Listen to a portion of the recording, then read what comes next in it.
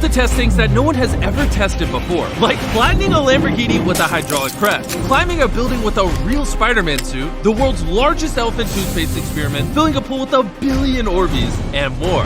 And to kick things off, we're gonna see if that brick wall can stop this train. This wall is 20 feet tall and 3 feet thick. It's not going down easy. Give the orders. Large cheese. I hate you. Send the train. Train us. The train's coming. Will the brick wall stop